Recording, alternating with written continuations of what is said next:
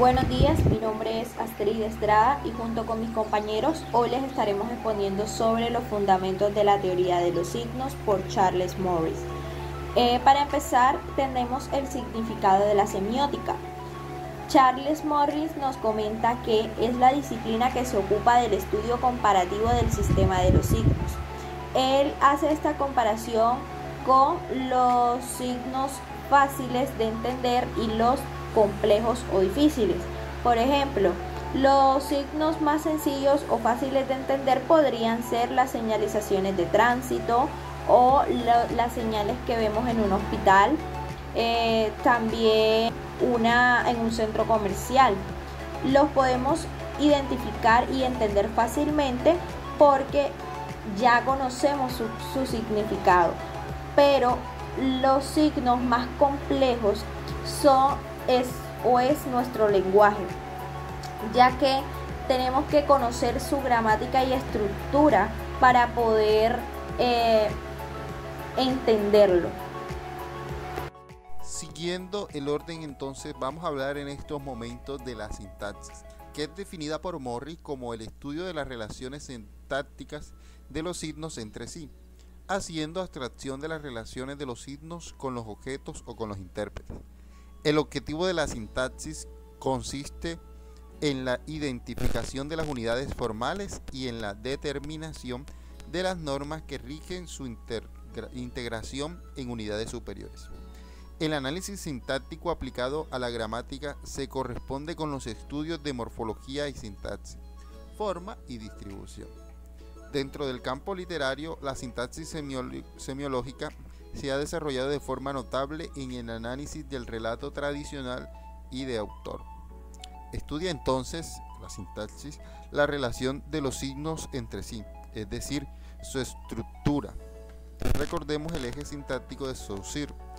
Tiene que ver con una estructura específica ordenada, ya que si se modifican libremente puede derivar a interpretaciones erróneas, dependiendo del tipo de texto semiótico que se esté analizando.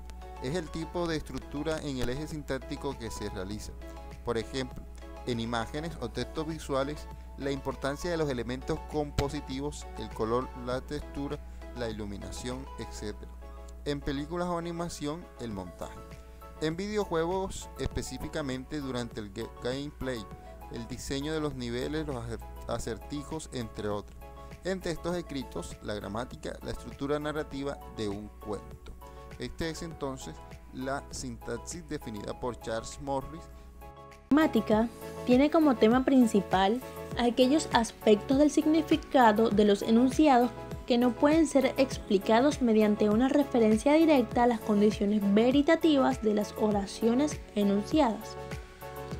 El estudio de los principios que regulan el uso del lenguaje en la comunicación.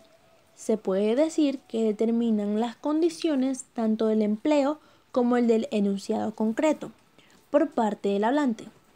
También se puede decir que la situación comunicativa de la interpretación por parte del hablante.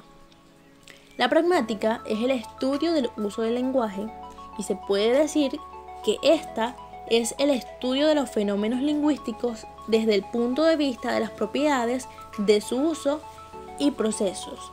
La pragmática intenta explicar el mensaje desde todas las instancias, desde el acto comunicativo.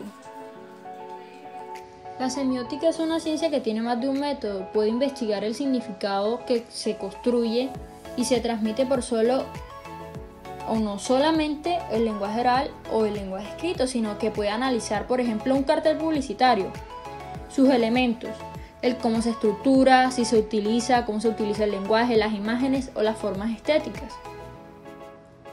Y de esta manera comprender cuál es el sentido y el significado e incluso el efecto o relación que se busca establecer con los receptores. Los conceptos y métodos de la semiótica adquieren gran significación por el desarrollo de la teoría y la práctica de la conversación racional y de la elaboración automática de la información. En este terreno la semiótica entra en estrecho contacto con la cibernética. Y los principios fundamentales de la semiótica fueron denunciados por primera vez por el lógico y matemático norteamericano Charles Sanders. Posteriormente fueron expuestos y sistematizados por el filósofo Charles Morris. Ahora sí, hablando sobre los problemas y aplicaciones dentro de la semiótica, los posibles campos de aplicación pueden agruparse de manera aproximativa bajo 3 títulos, que son unificación de la ciencia semiótica, la semiótica como organón de las ciencias e implicaciones humanísticas de la semiótica. Un ejemplo sobre esto sería el lenguaje de las ciencias empíricas, es específicamente apropiado para la descripción de la naturaleza. Los lenguajes de la moralidad, las bellas artes y las artes aplicadas están específicamente adaptadas al control de la conducta. Al darse esta comprensión, la semiótica promete cumplir una de las tareas que tradicionalmente se ha considerado empeño filosófico, pero aún así la filosofía ha pecado a menudo al confundir su propio lenguaje las diversas funciones que realizan los signos.